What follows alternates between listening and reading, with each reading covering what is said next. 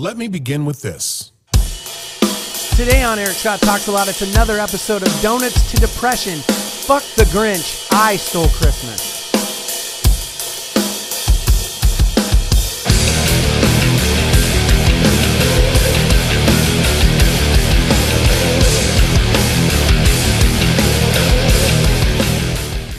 Eric Scott Talks a Lot, Random and Reckless Entertainment, producing this show along with Brainstar Media. Use your brain, be a Brainstar. Is there a queen or a king of Australia? You were saying, because we were like talking about accents just a second ago. And we've decided, folks, that us Americans have decided that there can only be, we don't know if there's a queen or an England of Australia. I don't think there is. There's no way there is. There's no way there is. A queen of an England of Australia. No, a queen of an England of Australia. God damn, I'm dying here. A queen or king of Australia. A queen or king of Australia. And by association, New Zealand, I think. Right. And as Americans, we just think it's going to be either who? Crocodile Dundee. or Steve Irwin. Steve Irwin. That's the only two people it could possibly be. But they would be good. They would Who be would good be the queen, though? They would be good representation. Well, a queen doesn't necessarily have to be, I mean, female. I mean, does she have to be female? No. Especially not in today's culture. No. Not in our crazy liberal world that's taking over everything. God forbid you fundamental. Accept everybody. Jesus. Did I just say Jesus? What does over-sexualization mean to you? Oh, don't even ask what it means to me. Well, get to the wrong neighborhood, buddy. So we are here on our next episode of Donuts to Depression. Donuts. A bounty hunter. A bounty hunter story. Installment number 3. Installment number 3. And we're going to talk today a little bit about the depression side, maybe. Not so much. Remember that last episode where I had the freak out a little bit? I'm telling you. Kind of freaked me out. It turned into a freaking 3 or 4 day bender, bud. Bipolar bender. And when he says bender, he means bender. Just like that. So I thank everybody for I got so much good feedback on that, and a lot of people reaching out and going, we really appreciate you being truthful on that and transparent, and fuck y'all, because I wouldn't have done it if it wasn't for you. And I would have pulled that thing right away. And to be fair, I gave him nothing but shit for the next 2 weeks over. Absolutely. So. I didn't even want to air it. I just walked out, and that was it. But okay. I actually fired him twice. Did you fire me twice? Yeah, you didn't know it, though. Oh, okay. I'll put my contract up for debate here. All right. It's written in a scroll. Donuts to Depression. Here's an episode that comes from my bounty hunter story vault, and it's in Christmas, okay? So when you're a bounty hunter, sometimes you freelance and sometimes you work for a company. Not all bounty hunters do this, but I worked for a particular company for a long time that was a huge company, and they were known as, like, they would bail anybody. If you had a pulse and an ID, they would bail you. It didn't matter, okay? So what does that mean? Lots of chasing, okay? And during that time, I met one of my most favorite partners of all time that I literally would take a bullet for. His name is Timmy. And I'm going to tell you his true name, Tim. Timmy. Just don't call him anything else, okay? Because he's a fucking badass. Shout out to the badass Tim. He's a badass. I'm using his real name because he's my bro, man, for sure.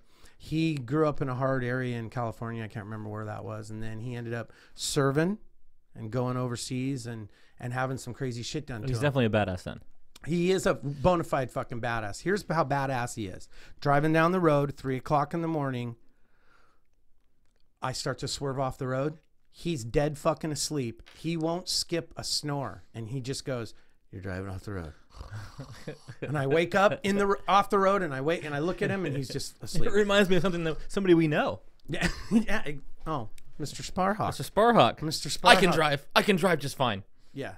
10 minutes. Yeah. 10 minutes that man drove. If you want to be thrown out of the back bunk because he's like 10 minutes he drove, and we had had enough. Exactly. Our life was in peril. This man, Tim, is a badass, and I got so many cool stories. Wait till I tell you the 30-06 story about him. He's a stud. But anyways, him and I, we had cleaned up all our files, and it was right before Christmas. It must have been like the day before Christmas Eve. It was really right before Christmas. Freezing fucking cold. And we had busted our ass to clean up all our files so that we could have some time out. And and have some time with our families, right? And you're out chasing fucking bounties. And I'm not chasing bounties. We want to sit and have some Christmas. So we try to clean up our files, and of course we're walking out of the office like 2 days before Christmas, early in the morning, and I hear braiding, and I go, fuck, that's the boss, the big boss. So me and Timmy walk back there, and he says, well, you get this file because this thing hasn't been looked at, and blah blah blah blah blah, and it's due on like Christmas Day. And I'm like, what do you mean it's due on Christmas Day? He goes, yeah, well, nobody's looked at it. It slipped through the cracks and da-da-da-da-da. Here it is. And he hands it to me. It's like a $45,000. It's a huge one. Now, keep in mind, I don't get paid. I'm salary now. I don't get paid the big when you catch them and you get the 10%. But still, we hunt hard. We got to keep our numbers down or we're going to get fired anyway. So my whole goal is my boss does not pay bonds. So quintessentially, I am a badass when it comes to keeping that fucking forfeiture list low, and I'm not about to go into Christmas with this on my ass. I wouldn't be able to enjoy Christmas with that 40 out there, right? So we're walking out the door, and we get kind of a newbie that has to come with us because we're going to a hard area, and I'm like, I'd really like to have another guy, and we're going to be bouncing on doors to try to get this guy. We're not going to just be doing a little investigation knockies. We're going to do what we got to do. So we end up getting this guy with us that you may know him, actually. He's a bounty hunter. He was a bounty hunter for a long time. He's an ex-pro wrestler. Really cool guy. He does big tattoo conventions and stuff, and he owns a clothing line now. He's a really cool guy.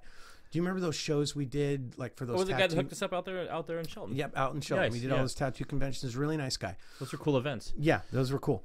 Well, he was a bounty hunter, so I'm like, hey, dude, hop in with us, and he's like, cool. So the three of us roll up to Rainier Valley, so South Seattle, hardcore area.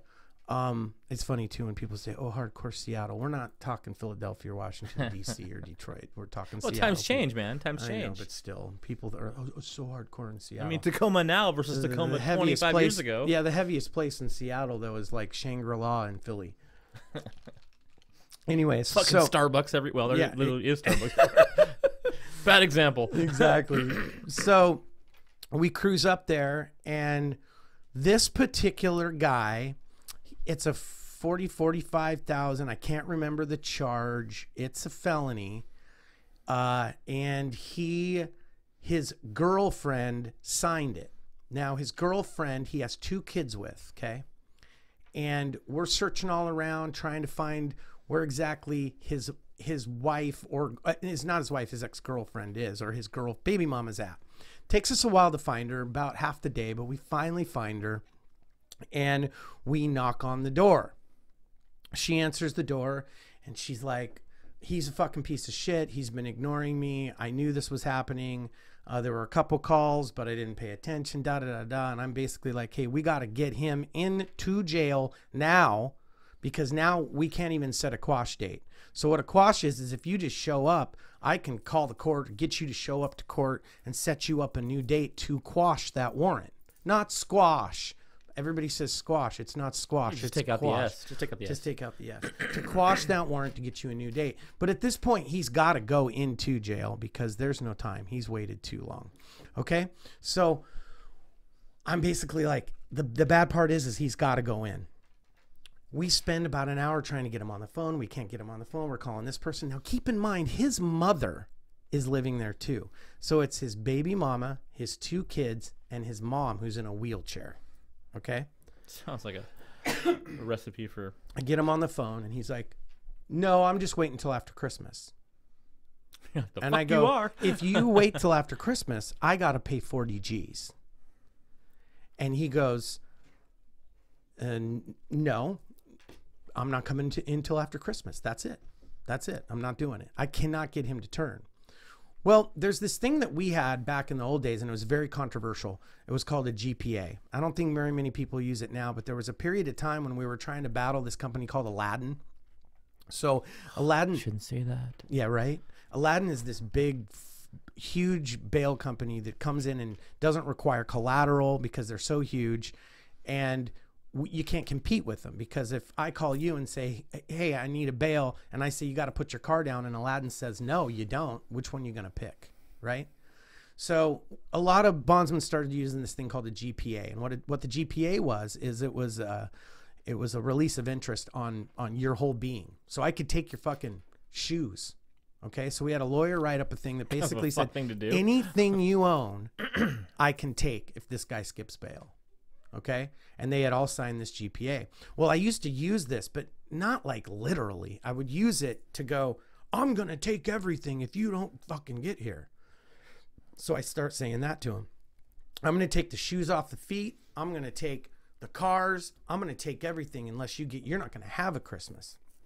Now keep in mind, when we walked into this place, it's a real beat down, really poverty stricken area, and the apartment's horribly dirty.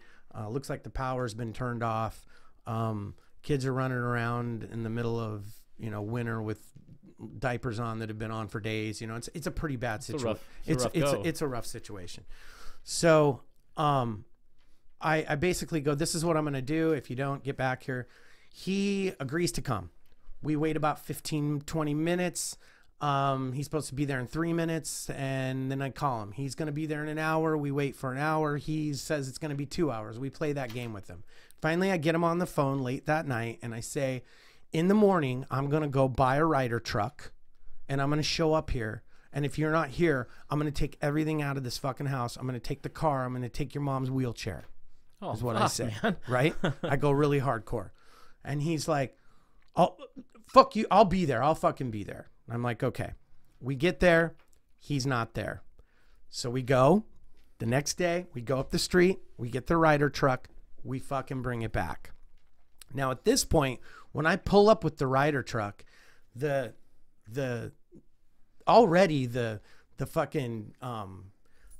people, they already know.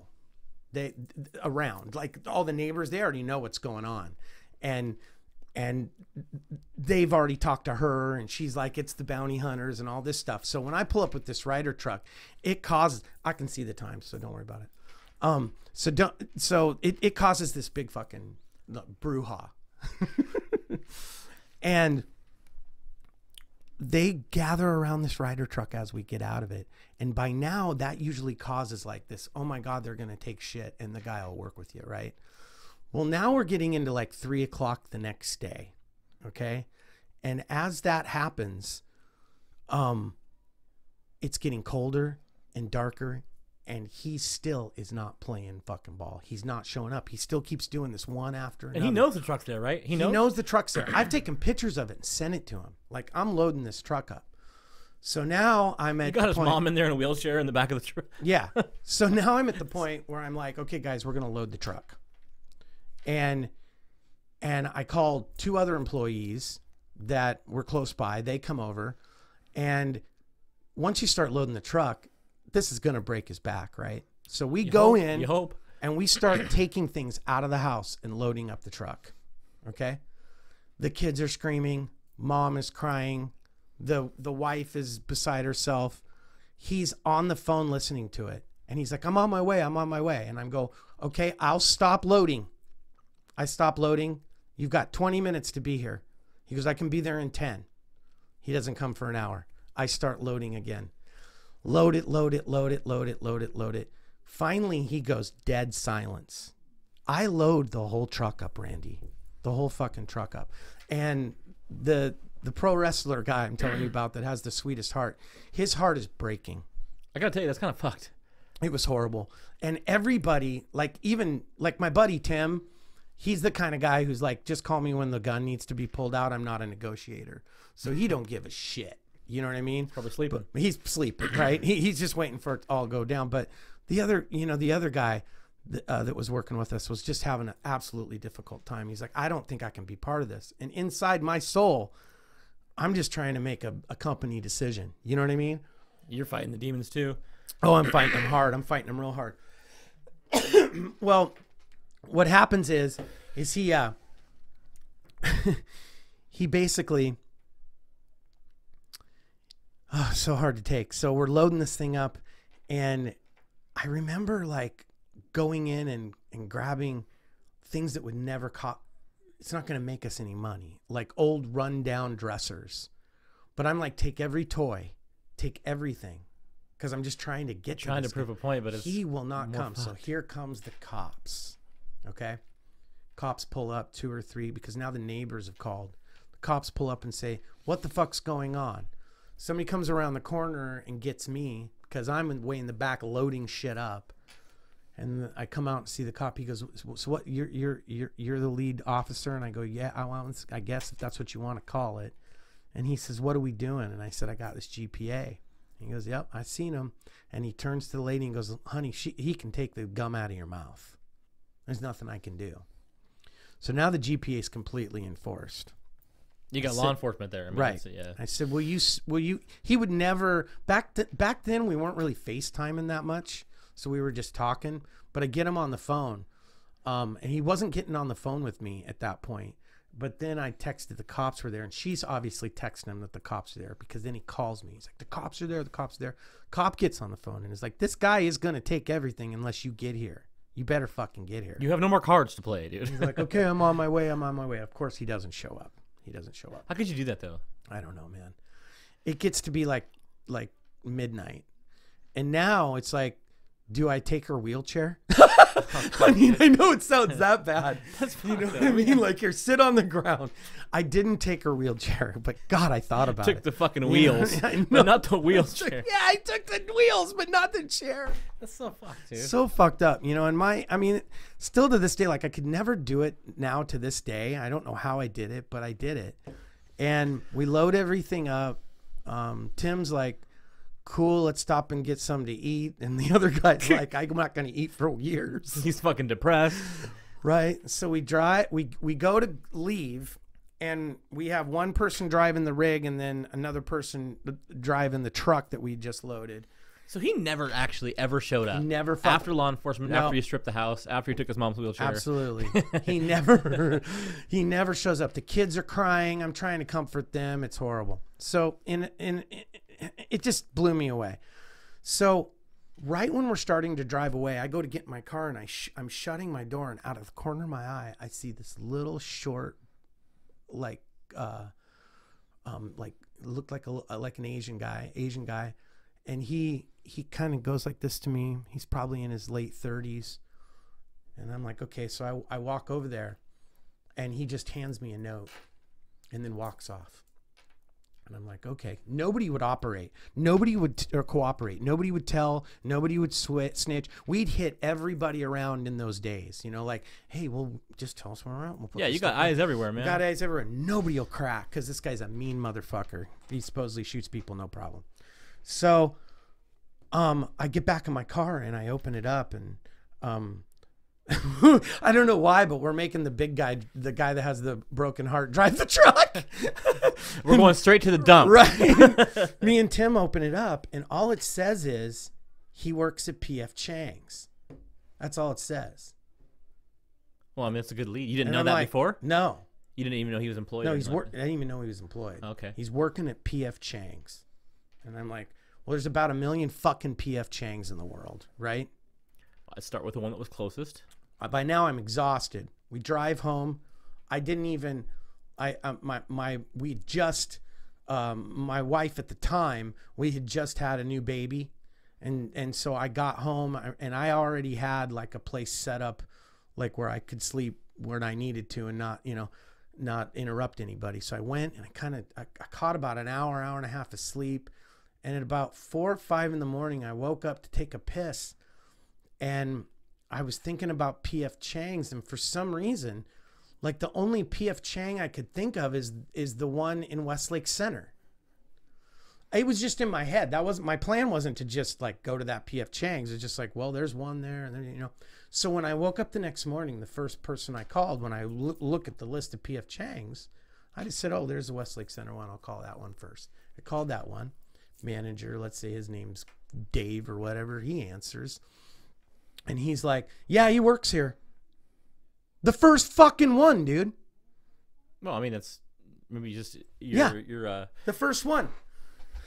I got to speed the story up. So here's what happens. I set him up. He goes, he's not going to be working until the day after Christmas. I said, could you call him in? He says, absolutely. perfect. So he calls me back. he's coming into work. I say, fucking beautiful. Fucking beautiful. So this is the day before Christmas. I think this might not be. Yeah, this is Christmas Eve. We we get everybody together. We cruise up to PF Chang's, and in that with your Ryder truck ready to dump out. No, ready to dump out. No, PF not Chang's. the Ryder truck. All we're doing is arresting now. We can't bring a Ryder truck, right? So we just empty PF Chang's out.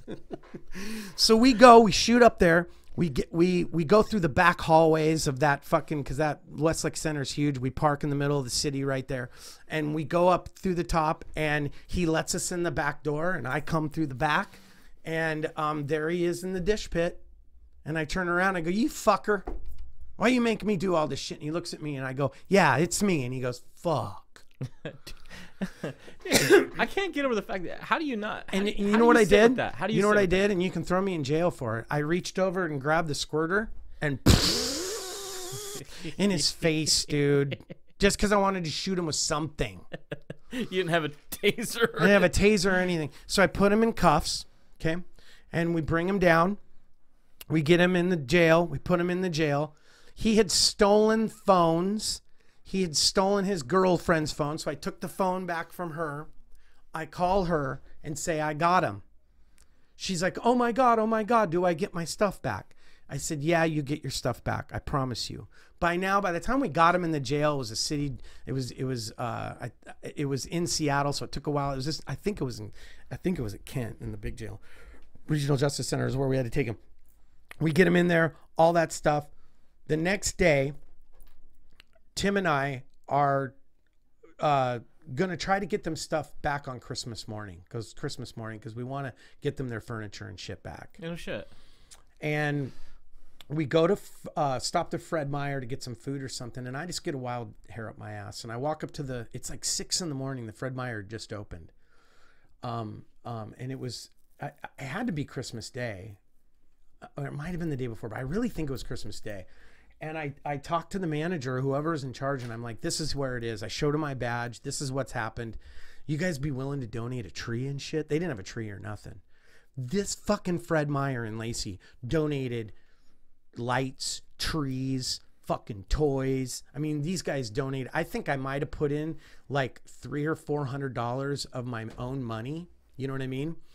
And so, in a nutshell, we drove back up there. We unloaded everything, gave them all their stuff back, and then broke out with Christmas trees and presents. The whole place went crazy. The neighbors were there. They were hooting and hollering. We said they had a Christmas tree. They had toys. Dude was in jail. Everything ended up awesome. Mom's got her wheelchair Mom's back. got her wheelchair back. It was incredible and a badass experience. But the whole thing is, because we did good by the community, but we didn't at all. You kind of, yeah. We just put a Band-Aid on it. We went over there and took up all their shit, did our shit, and then we put a Band-Aid on it so they kind of make them think. Because I left there thinking I was like, you know, fucking Mr. Charity. Like I was just the best man on earth. Yeah, but yet the day before you had put, or 2 days before you had put the entire block and family and all that stuff into this traumatic experience. Right. But I was the one who had caused it. Yeah. I'm the one who had caused it. But we even cleaned their carpets. We brought a carpet cleaner and we cleaned all that out. And I got a lot of, you're a good man, Eric. You're a good man and you're a good man. But later on I realized, no, none of that should have happened. Absolutely none of that should have happened. And so those are some of the sides of depression that I deal with. I could see that being the greater good, right? That's right. Eric Scott Talks a Lot.